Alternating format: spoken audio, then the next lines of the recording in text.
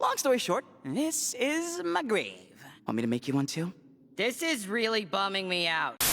Hunter is one of these characters that really make you want to wrap him up in a huge pile of blankets and gently pat him on the head while telling him that everything's gonna be okay. While the Owl House features plenty of characters who experience trauma, abuse, or neglect, Hunter is a really special case, and he serves as an example of what extreme isolation and a lifetime of lies and manipulation can do to a child. Many people compare him to Prince Zuko from Avatar: The Last Airbender, and there are definitely some ways in which their acts overlap. Much like Zuko, Hunter spent his entire life believing that he's serving the right side, only to have his entire world flipped upside down as he was forced to realize that everything he stood for was not only wrong but actively caused harm to others. Part of the reason why Hunter's story resonates with so many people is that it doesn't shy away from showing just how bad Belos's abuse was, and the show goes to great lengths to explore how everything he experienced affected him in the long run. And this is something that I actually find to be very admirable about the show, because even with season 3 being limited to 3 special episodes, the writers still managed to fit in a lot of character development into the story, showing just how important it is to explore the emotional state of the characters and how rewarding it can be when creators do that. It's not something that a lot of shows are willing to do, although I like to believe that it's slowly changing, so I'm very happy to see that the Owl House chooses to prioritize its characters and tries to give them a satisfying ending, despite the cancellation. So in this video I wanted to take a look at Hunter, his development throughout the story, the importance of Flapjack in his character arc and journey of self-discovery, and also analyze how the show explores the themes of identity and acceptance. My name is Hunter. When you really think about it, Hunter kind of speedran this whole process of becoming a fan favorite when he was first introduced in the second season of the show, which I consider to be quite unusual. It's not often that a character introduced so late into the show gets to become so popular, especially since it took some time for him to officially join the main group and become one of the good guys. I believe the reason why people were instantly drawn to him is because the show made him relatable and put a lot of effort in portraying him in a way that made him sympathetic and easy to root for. He's also very well integrated into the whole storyline surrounding Belos, as we slowly find out more about the Day of Unity and Belos's true intentions. This not only serves as a great way to explore a previously established villain, but also tells the viewers that there's still so much we don't know. It's easy to relate to the feeling of being misjudged or treated unfairly, and Hunter's character arc resonates with that universal experience. Hunter was raised to believe that his family was killed by wild witches, and that Belos is his only living relative, which led to him accepting the role of the Golden Guard and working for Belos as his right-hand man. But as the story progresses, Hunter learns that there's more to his origins and the person he trusted the most is not who he thinks he is. We technically see him at the end of season 1, but it isn't until the first episode of season 2 that he gets a speaking role. And even then, we have to wait a few more episodes for his face to be revealed. So from the very start, there was a lot of mystery surrounding his character and speculation about who he is and what his role is going to be. And honestly, it was a great way to introduce his character, making him relevant to the story, but with some added flavor of mystery so that the audience has no other choice but to watch and wait until we find out more about him. And wow, some of the stuff we find out, yikes. But it was a lie. And some part of me still wants to believe in that lie.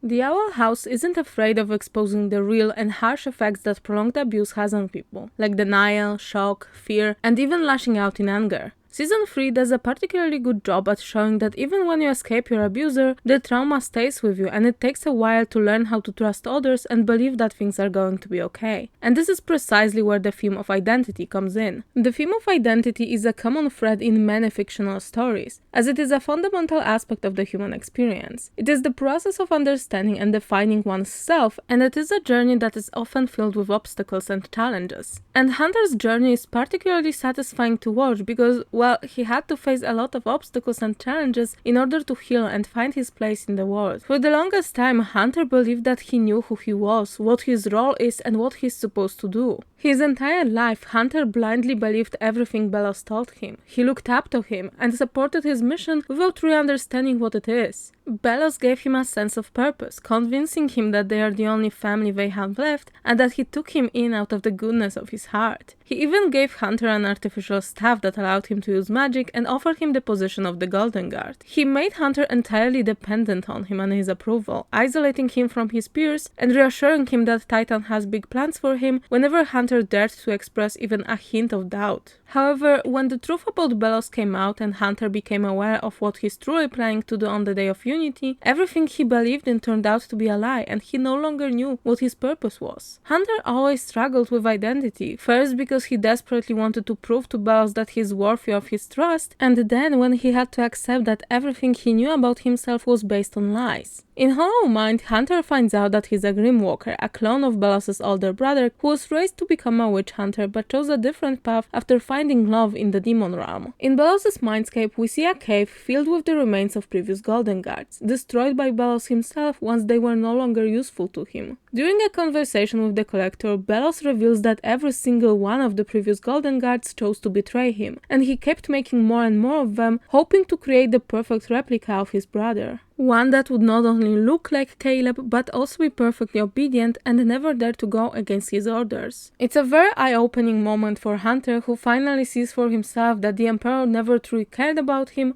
or anyone else for that matter, and his only motivation is to destroy magic and witches once and for all. All this time, Hunter was helping someone who killed his predecessors and was willing to kill him as soon as he showed the slightest sign of disobedience. It's a defining moment in Hunter's journey of self-discovery, one that finally makes him see that Belos is not the man he believed he was. Everything Luz tried to tell him about Belos and his true intentions turned out to be true, and it meant that he used Hunter and everyone else to advance his plans of destroying the demon realm. However, by the time that happens and the truth is revealed, we know that Hunter is nothing like Belos. Throughout the second season, he proved many times that he's capable of being a good person and making the right choices. As Belos' right-hand man, Hunter never had to question his place in the world. He simply had to follow orders. However, the process of finding one's identity is never easy, especially when your sense of purpose is so suddenly and unexpectedly taken away and you have to figure out what's real and what's not. It's even reflected in Hunter's design, as his clothes and appearance go through a lot of changes. When we see Hunter for the first time, he's wearing his Golden Guard uniform and it takes him a while to reveal his name to Luz. It's actually hinted that he has to hide his identity on Belos' orders to avoid suspicion, because for some reason all of his right-hand men look kind of similar to each other. But that aside, his cloak and mask are an important aspect of his identity as someone who serves Belos and supports his vision. He wears them with pride and sees it as a symbol of his responsibility as the Golden Guard. He even tries to sew the old Golden Guard sigil into his cloak, something that Darius mocks him for, considering that his sewing skills are...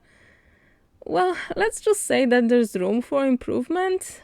So that's why Hunter's act of taking off his cloak and throwing it to the ground in Hollow Mind once he and Luz leave the Emperor's mindscape is a powerful visual representation of his rejection of Belos and everything he stands for. It shows that Hunter finally accepted the truth and can no longer support him, both out of fear for his own life and because he disagrees with his actions. It also symbolizes Hunter's rejection of his past life as Belos' right-hand man and his decision to take control of his own identity, even though at the time he doesn't realize it yet. What's notable is that even though Belos raised Hunter to be obedient and to never question his decisions or authority, we see that Hunter's morals often got in the way of carrying out Belos' orders. Somewhere along the way, especially after meeting Luz, Hunter developed a strong sense of what's good and what's bad, that often prevented him from actually going through with the Emperor's plans. It's especially visible in Any Sport in a Storm, the episode where he disguises himself as one of Hexa's students and joins Willow's flying derby team in order to recruit more members to the Emperor's Coven. He's so attached to his identity as the Golden Guard, he genuinely can't comprehend why Willow and others wouldn't want to join the Emperor's Coven. He spent his entire life thinking that being part of the Coven and becoming the Golden Guard is the best thing that could possibly happen to a witch, and failed to realize that his childhood and goals are very different from those of other kids his age.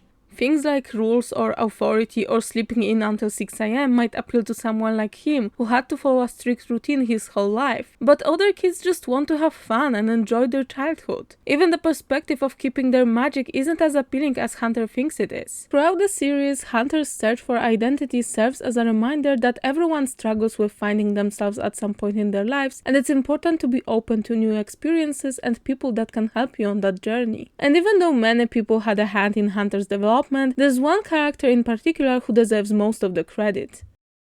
At least you have your future figured out now. At least you can figure out your own.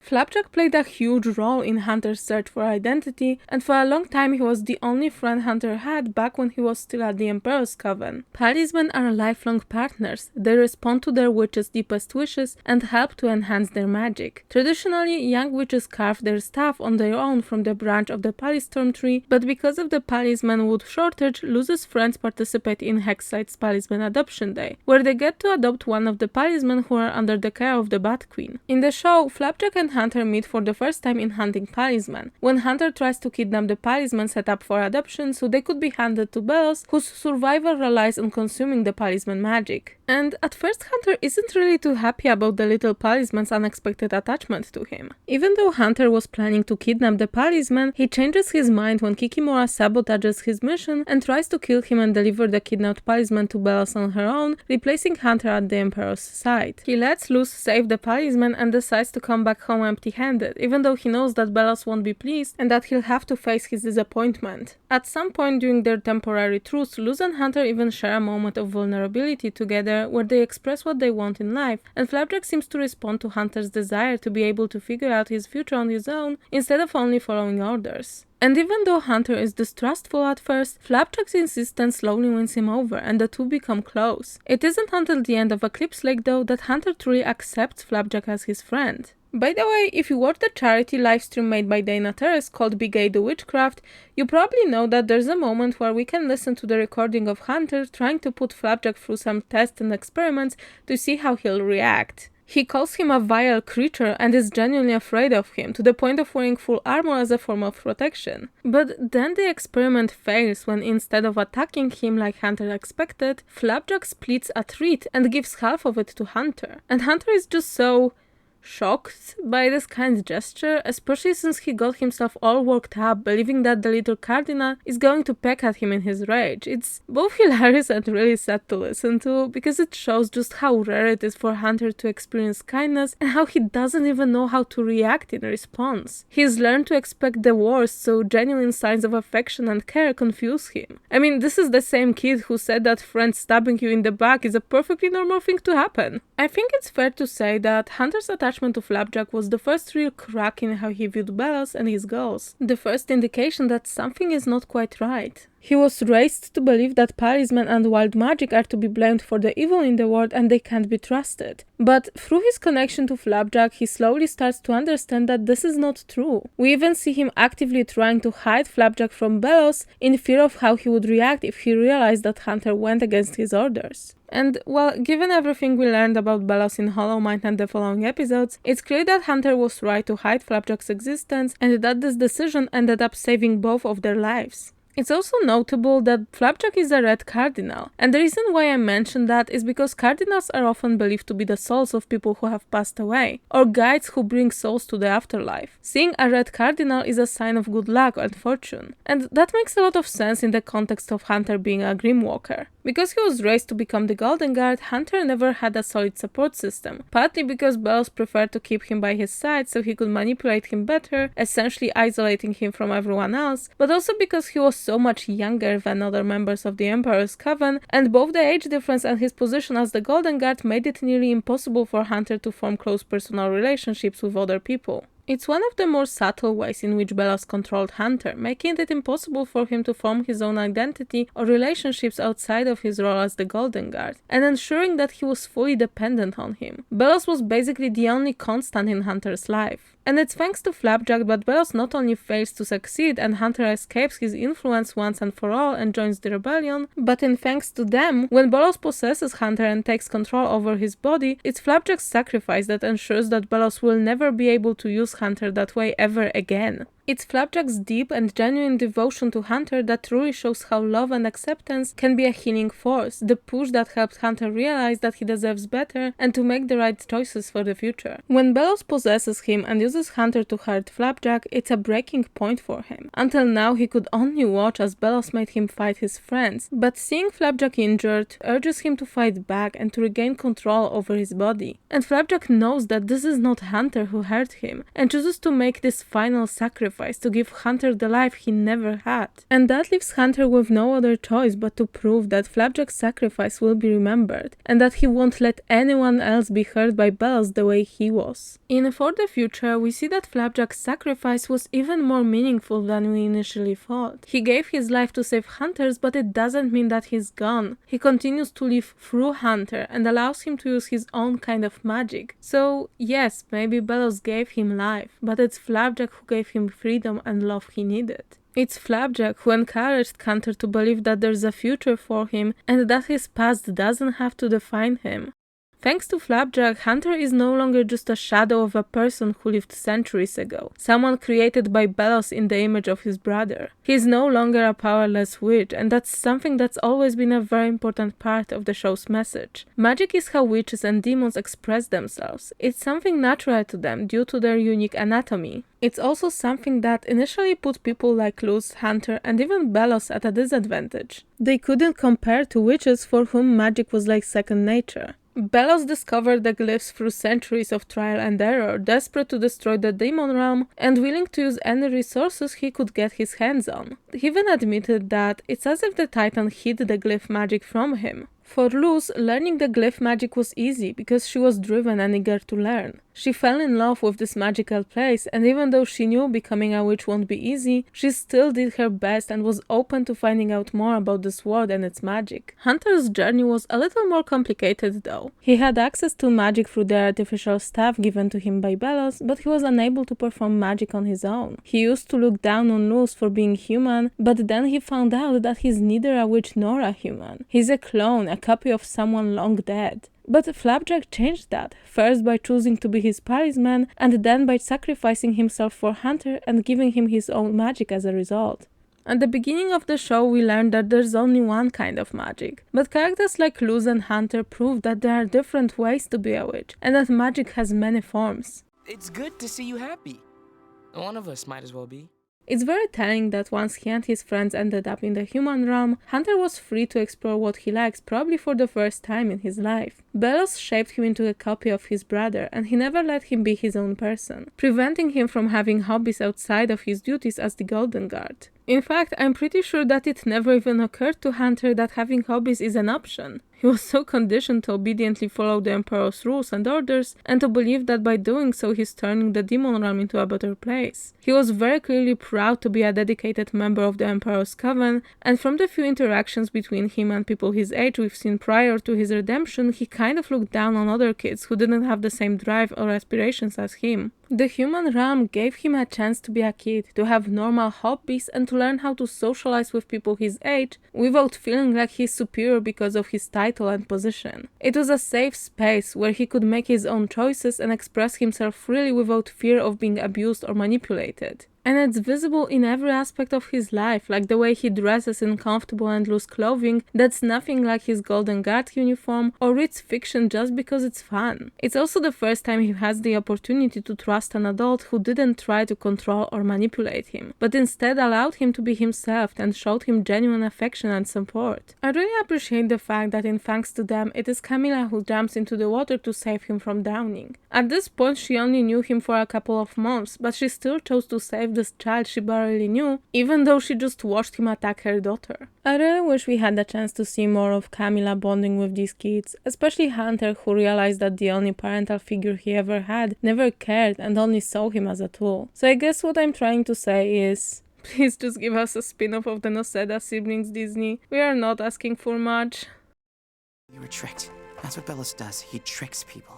In Thanks to Them, Hunter finally has a chance to confront Bellows and tell him exactly how he feels about him. And I won't lie, it's possibly one of the most satisfying scenes in the series, one that the audience has been waiting for a really long time. It's an important scene that lets us see just how much he grew as a person and learned to trust his friends. He is not blaming himself for what happened to him, and instead, he recognizes that Bellows uses others however he pleases and knows just what to say to manipulate them. I think the reason why this scene is so so meaningful is that it shows Hunter accepting that what happened to him was not okay, and he didn't deserve any of this. Being in the human realm allowed him to distance himself from his past and realize that he deserves better. He deserves to be surrounded by people who care about him, and that it's possible to form connections that don't stem from manipulation or abuse. Away from Belos's influence, we see him being more relaxed, more content with just being who he is without guilt or shame. And all this immediately changes when Belos is back in the picture. He becomes paranoid and scared, barely able to hide his terror from others. It's really heartbreaking to see how he reverts back to the way he was before, a shadow of the person he is at the beginning of this episode. But while it's difficult to watch, it's a great representation of how abuse works, and why most of the time the best way to escape it is to completely remove yourself from the situation. His time away from Belos and the demon realm let Hunter realize that his past doesn't have to define him. There are people out there who will support and fight for him, and there are good things waiting for him, things that can help him in the process of moving on. I think above anything else, the human realm gave Hunter hope and a sense of identity outside of his role as the Golden Guard, or Grim Walker, or whatever Belos wanted him to be. It allowed him to see for himself that he can be more than that he can be his own person and his friends will support him whatever he decides. Much like Luz found acceptance and love in the demon realm, the human realm offered Hunter an escape from the place associated with abuse and manipulation. And it doesn't necessarily mean that he doesn't want to go back, or that he doesn't see the demon realm as his home. He's willing to fight for this place and to go back to protect it from Belos. He's still afraid, he still doesn't want to have anything to do with his abuser, but he no longer feels guilty or paralyzed by fear. He confronted his demons and he's ready to fight for what's right. He's also not alone anymore. He has people by his side who will stand up for him and protect him. He doesn't have to do this on his own. I talked about Flapjack and a few other characters who helped him on his journey, but of course there are many others who helped him become more confident in himself and realize his value. It wasn't just one thing or one person who helped him change his mind and grow as a person, but rather the collective effort and support he received from everyone, directly and indirectly. There's people like Luz or Darius who challenged him to see the truth and make better choices. There's Amity, who was the first person who told him that constantly having to justify your existence is not a way to live. And of course Willow and Gus, who accepted him for who he was, the good and the bad, and never held it against him. There's Camila, who saw this poor neglected child and instantly took care of him, and Principal Plump, who let him stay at Hexside.